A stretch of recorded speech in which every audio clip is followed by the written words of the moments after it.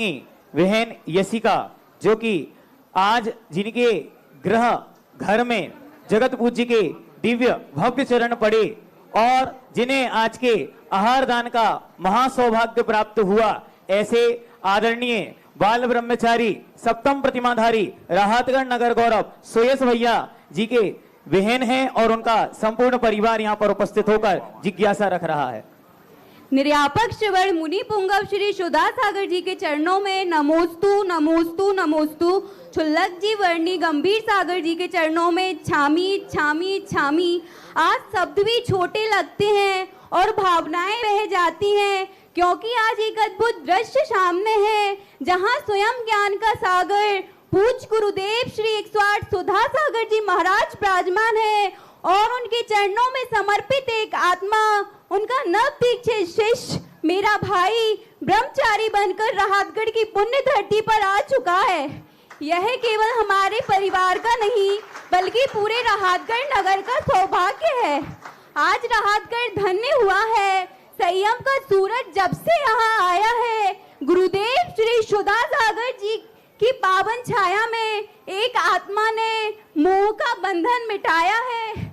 आज मेरा भाई नहीं आया, आज तप त्याग और तेज का प्रतीक आया है। आज मेरा अपना नहीं, नगर का गौरव बनकर ब्रह्मचारी आया है।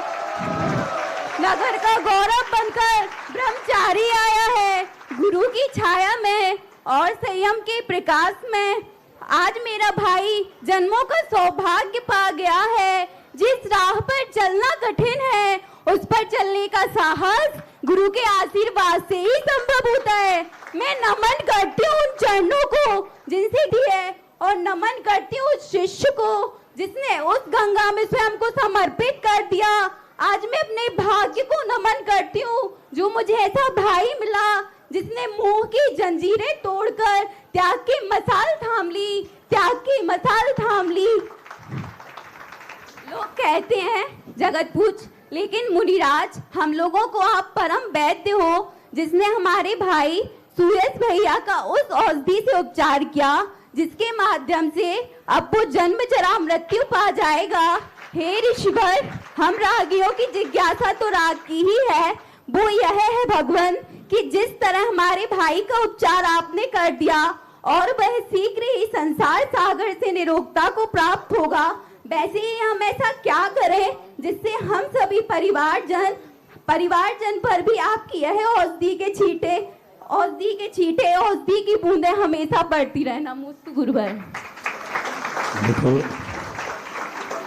उस साधक को तो जो करना था वो कर लिया।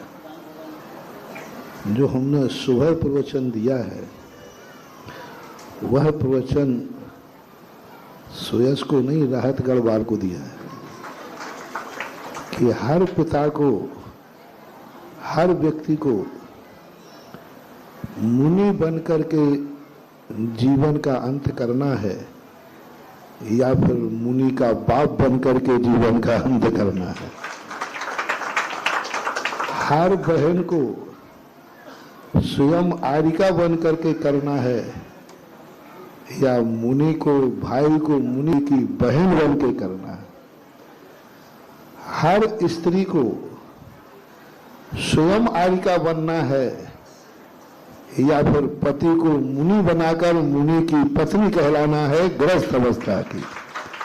हर संबंध के साथ आज बहुत बड़ा मार्मिक प्रवचन प्रातः काल ध्यान में आया कि हर व्यक्ति का संबंध इससे हो, या तो हम उस संबंध को पाकर स्वयं ऊंचे उठ जाए और या जो हमारे संबंध में आए हम उसको ऊंचा उठा दें।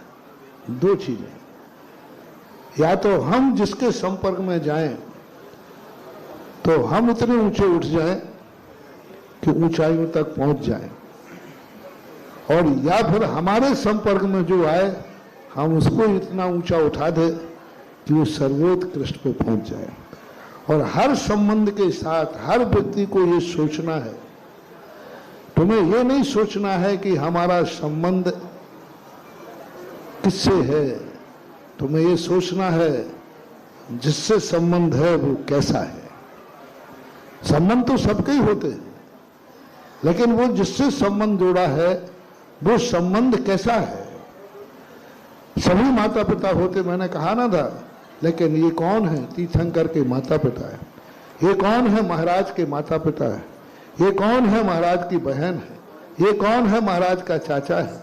ये कौन है? महाराज का रिश्तेदार। ये जो संबंध जुड़ता है,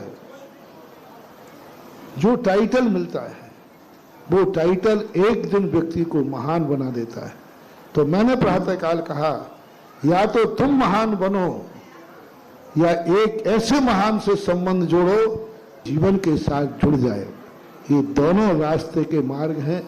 इसलिए आपको अपना, जिनको ये सौभाग्य मिले वो गौरवशाली हैं, जिनको नहीं मिला हो उनके लिए आज का प्रवचन सुबह का रहतगढ़ के हर घर में, हर पिता के पास, हर घर में, हर संबंधी को बार बार घोकना है, सोचना है और जीवन में ऐसा करके दिखाना है जो करने योग्य है, सर्वोत्कृष्ट है। ऐसा हर माता पिता को सोचना है। मैं भी सूरज जैसा बेटे का बाप बन करके मरूं। हाँ, हर बहन को सोचना है कि मैं ऐसा भाई की बहन बन करके जिंदगी जीऊं। तो ये हमारे जीवन में गर्व है। बाकी ये सारे संबंध होते रहे, कोई किसी का संबंध अमर नहीं, सब स्वार्थ के भीरी है। सुत दारा हो या न सीढ़ी, सब जब तक जिसकी अनुकूलता है तो ठीक है, और प्रतिकूलता पड़ते ही कोई किसी को नहीं पूछता, कोई किसी को नहीं देखता। ये मात हमारा चंद दिन का मोह होता है जिसके कारण हम सोचते हैं। और थोड़ा ही सा प्रतिकूल होकर दिखाओ तो ना बाप का संबंध देखता है कोई व्यक्ति और ना बेटे का संबंध देखता है। राग द्वेष की श्रृंखला चलती रहती है। जिनके जीवन में ऐसा घटित हो जाए, अपने आप को गौरवशाली धन्य मानना चाहिए कि हमने कोई पुण्य किया है जो हमें ऐसा संबंध मिला है। पूज्य गुरुदेव, यह पावन भावुक दृश्य देखकर सकल दिगंबर जैन समाज राहतगढ़ की कमेटी, संपूर्ण स्वाध्याय मंडल और आज की इस ऐतिहासिक भव्य और दिव्य आगवानी का